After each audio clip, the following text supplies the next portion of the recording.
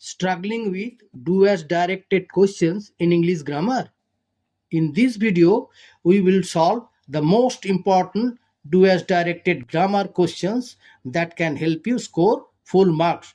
Let's begin. Class 10 English grammar. Do as directed.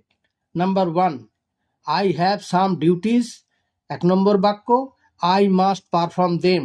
2 নম্বর বাক্য কি বলা হয়েছে না, জয়েন উইথ ইনফিনিটিভ দিয়ে যোগ করতে বলা হয়েছে। আচ্ছা, আনসার করে দিয়েছি দেখো, I have some duties to perform.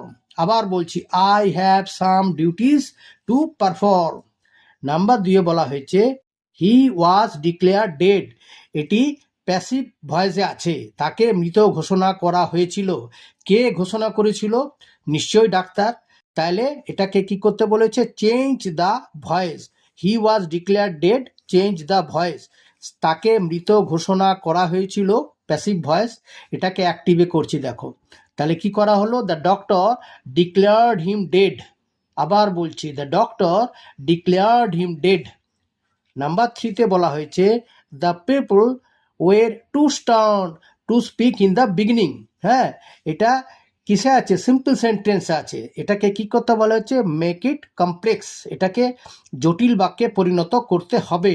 তাহলে উত্তর করেছি কি দেখো, the people were so stunned that they could not speak in the beginning. আবার বলছি, the people were so stunned that they could not speak in the beginning. আচ্ছা, number 4-এ I saw a snake, I ran away।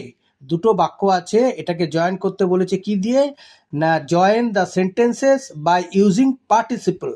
তাহলে দেখো, আমি একটি সাপ দেখেছিলাম, আমি দৌড়ে পালিয়ে গেছিলাম। তাহলে দেখো, দুটো অ্যাকশনের মধ্যে যে কাজটা প্রথমে হয় সেক্ষেত্রে সেটাতেই পার্টিসিপল বসবে। তাহলে আমি আগে সাপ দেখছি, তারপরে দৌড়ে পালাচ্ছি। তাহলে এখানে হবে সিইং এ স্নেক। এ দেখো, seeing a snake I ran away. সাপটি দেখিয়া আমি দৌড়ে পালিয়েছিলাম।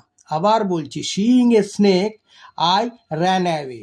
আচ্ছা, এবারে নাম্বার 5-এ the boy said to his friend, comma inverted কমার মধ্যে আছে I went to school yesterday.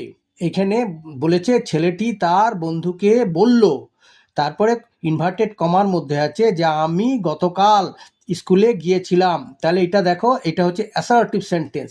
সেক্ষেত্রে সেড টুটা কি হবে? টোল্ড হবে। আচ্ছা, এইখানে দেখো উত্তর করে দিয়েছি 5 নম্বরে, the boy told his friend.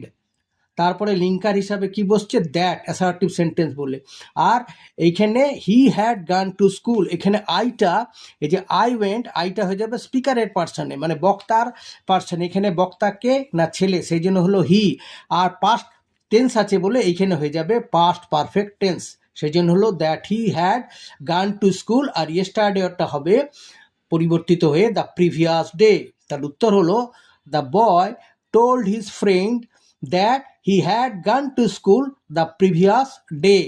আচ্ছা, নাম্বার 6-এ Everest is the highest peak in the world. Change the degree. আচ্ছা, এখানে ডিগ্রিতে পরিণত করতে বলেছে, ডিগ্রি পরিবর্তন। তাহলে এখানে প্রথমে লক্ষ্য করো হাইয়েস্ট আছে, মানে সুপারলেটিভ ডিগ্রিতে আছে। তাহলে এটাকে আমরা একবার করব পজিটিভ ডিগ্রি, আর একবার করব, আমি করে দিয়েছি একটাতে না, কম্পারেটিভ ডিগ্রি।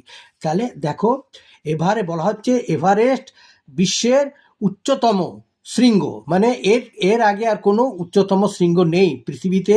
সব থেকে এভারেস্টই হচ্ছে উচ্চতম শৃঙ্গ, মানে এটা সুপারলেটিভ ডিগ্রি। এবার উত্তরটা দেখো করেছি, no other peak in the world is so high as Everest. এটা positive degree. No other, positive ডিগ্রিতে নো আদার বসে, যদি সর্বোত্তম হয় তাহলে নো আদার।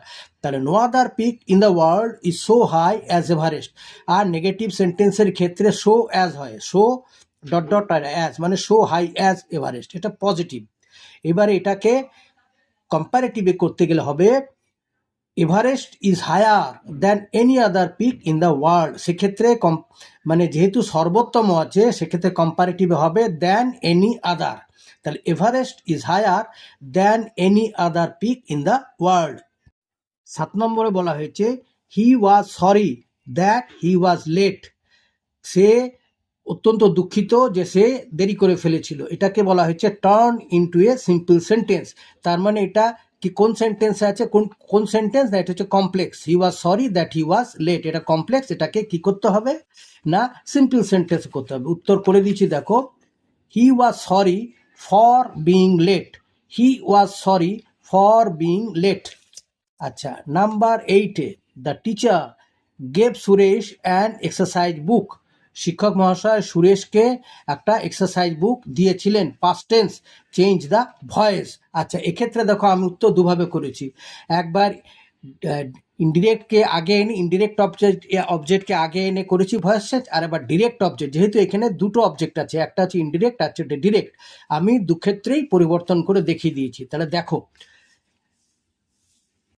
নাম্বার 8 হচ্ছে Suresh was given an exercise book by the teacher. এখানে সুরেশকে আগে এনে আমি ভয়েস চেঞ্জ করলাম, Suresh was given an exercise book by the teacher. Or আরেকটা হলো an exercise book was given to Suresh by the teacher. আবার বলছি, an exercise book was given to Suresh by the teacher. আচ্ছা, এইবারে 9 নম্বর হচ্ছে ক্লাইম্ব আপ উইদিন ইনভার্টেড কমার মধ্যে হচ্ছে climb up little boy said the tree. এটা রিরাইট ইন ইনডিরেক্ট স্পিচ।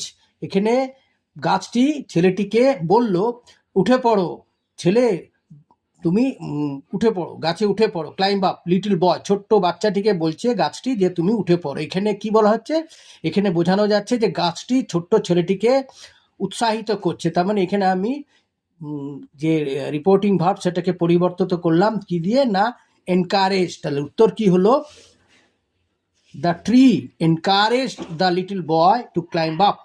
আবার বলছি, the tree encouraged the little boy to climb up. আচ্ছা, নাম্বার 10-এ হচ্ছে he thought that he could win the prize. এটা একটা কমপ্লেক্স সেন্টেন্স, এটাকে কি করতে বলা হয়েছে স্প্লিট দ্য সেন্টেন্স। দুটো বাক্যে বিচ্ছিন্ন করতে হবে, বাক্যটিকে আর কি বিচ্ছিন্ন করতে হবে, বিভক্ত করতে হবে। তাহলে কি করা হয়েছে দেখো, he could win the prize, সে প্রাইজটি জিততে পারত। হি থট সো, সে এটাই ভেবেছিল। তার মানে এটা দুটো বাক্য হলো। প্রথম বাক্যটি হলো হি কুড উইন দ্য প্রাইজ, 1 নম্বর বাক্য। 2 নম্বর বাক্যটি হলো হি থট সো।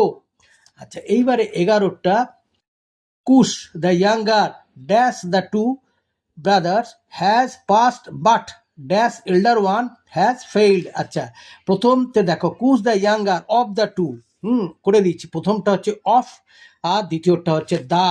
তাহলে Kush the younger brother of the two brothers, মানে দুই ভাইয়ের মধ্যে কুশ যিনি ছোট, হ্যাজ পাস্ট সে পাস করেছিল, but the elder one has failed কিন্তু বড় ভাই সে কি করেছিল, ফেল্ড করেছিল।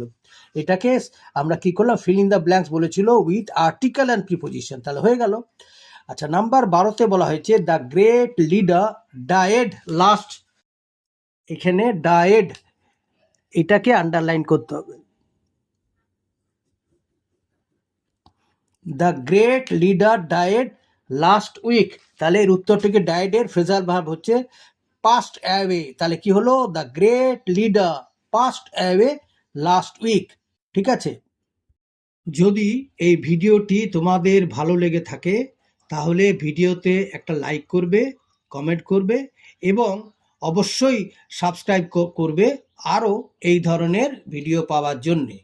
তাহলে আজ এই পর্যন্তই, দেখা হবে পরের ভিডিওতে। Good bye.